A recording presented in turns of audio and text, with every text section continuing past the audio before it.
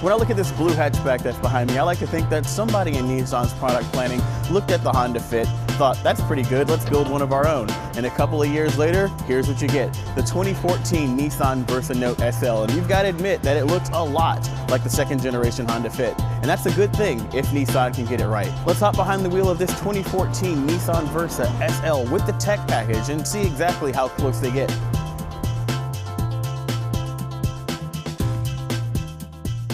Now, in the cabin of the Nissan Versa, the first thing you're going to notice is that it feels really cheap and plasticky. They don't really hide the car's price tag here in the dashboard. The good thing about this car, though, is that Nissan has done a really good job with the packaging. There's a lot of space in here for people and things. I've got the seat adjusted for myself. I'm about 5'9", and you can fit a 6-foot-tall adult behind me with a decent amount of leg room. So if you want to get people around and not take up a lot of space on the road, this is a good car for that. Now, ours is an SL model. It's equipped with the SL package, and that's the trim level you're going to want to get if you care anything about technology. Now, this has got the larger 5.8-inch touchscreen, and when I say larger, I put that in quotes because this whole interface is going to be dwarfed by your average iPad mini, but it's a decently sized screen. You're going to get navigation, and that's going to also come with XM nav traffic, so if you'll be able to see traffic on the road. The rear view camera that you'll get in the SL package with the tech package gets updated to Nissan's around view camera, and that's actually going to use cameras in the wing mirrors and a camera on the front to augment the rear camera to give you a view around the vehicle. That's really helpful when parallel parking so that you can see how close you are to the curb and what's going on behind the vehicle. You also get dynamic trajectory lines, so when you turn the wheel, you'll see where the vehicle is going to go on the map. That makes this already small, very parkable vehicle a lot more parkable. You'll be able to squeeze into those tiny spots without worrying about bumping your optional 16-inch wheels on the curb or bumping into the vehicles ahead of you. The tech package also comes with an interesting feature that allows it to read incoming text messages. Now, when you're on the road and you're driving, you don't really get a pop-up, but when you're parked, you get a pop-up that allows you to either read the message on screen or ignore it. When you're on the road, the pop-up only gives you the option to read the message aloud using a text-to-speech engine so that you can see what the message is without having to look at the screen or look at your phone. You can also set the system up to send canned responses to people while you're driving so they don't continue to bother you with follow-up messages. So there's the message. Message from Antoine Goodwin. Hey dude, let's get soft tacos later. Now, the interface is pretty simple. You've got hardware buttons for most of your functions, but some things are kind of hard to find on the interface. And they've managed to some kind of a way mess up the volume knob. This should be like a simple thing. You turn one way to get your volume louder and you turn the other way to get it lower. But I found that if you turn it a little too quickly, it tends to like jump around a little bit. So I'm only going forward and you'll see that it kind of like pops up and down like in the wrong direction every now and then. So sometimes you'll be driving around and you'll want to crank up the volume a little bit and it'll just pop down to mute. It's kind of weird and I don't really understand why the volume knob doesn't work like a volume knob is supposed to be, but it's a cheap car and they probably cheaped out on the controls behind that.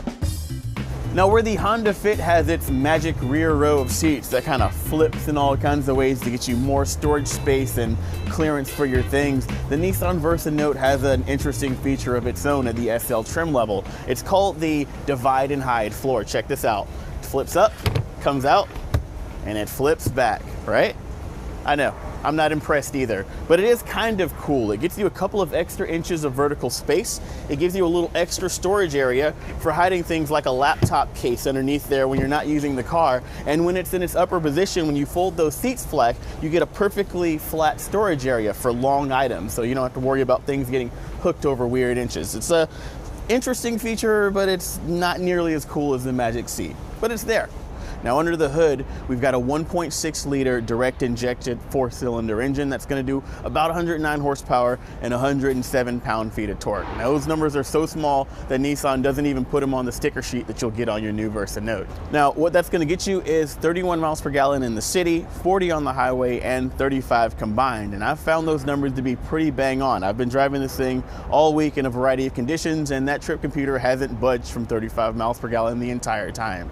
Now, the way that Nissan's going to help you get that good highway fuel economy is with that continuously variable transmission that is aggressively tuned for efficiency. And they've also got an active shutter in the front grille. So when you hit highway speeds and the engine doesn't need as much air flowing through the radiator, it'll actually close a shutter down in the grille so that it's a little bit more aerodynamically slick. Now let's take a minute and hop on the road and I'll show you how it drives. When it comes time to accelerate, things also get a little bit wonky with the continuously variable transmission. For starters, you've got to have a pretty heavy foot if you want to really kind of coax this thing out of that 2,000 to 3,000 RPM range. You've got to get into it and lay on the pedal if you want it to jump up. The problem is that much like when you're cruising around town, the RPMs tend to hang at that one area of the power band. So you don't get the sort of going through the gears that you would get in a normal car. You just kind of get 5,000 RPM and it just holds there. And the result just doesn't sound good. It sounds a bit like an angry vacuum cleaner, and you don't really want to spend a lot of time with your foot on the pedal because it just sounds bad. Of course, this isn't a sports car, and the point isn't performance. The point is being able to get that 35 miles per gallon around town and that 40 miles per gallon on a road trip if you need it. Now, the first generation Nissan Versa hatchback's claim to fame was that it was cheap. Very cheap. At one point, it was the cheapest new car you could buy in America. Now, this 2014 model is a bit more expensive, but it's still inexpensive. This SV model is pretty close to being fully loaded at $15,995, and you're going to add $1,700 more to that to jump up to the SL package. That's going to get you some nice things like bigger wheels, fog lights, heated seats, and keyless entry with push-button start. Now, in for a penny, in for a pound, just go ahead and add the tech package at that point. It's only $800, and it's going to get you a lot of dashboard tech and nice features like Bluetooth audio streaming and Pandora support. If you care about listening to digital music in your car, that's going to be the one to get. Now, our model's got a couple of other options, including floor mats and a cargo cover, and of course destination charges to bring you to an as-tested price of $19,545. Now, that's pretty close to $20,000 for a car with an interior that feels this cheap. But there's a lot of space in there, and it is a nice compact car with really good fuel economy. That said, I'm still looking twice at the competition from Honda and Hyundai.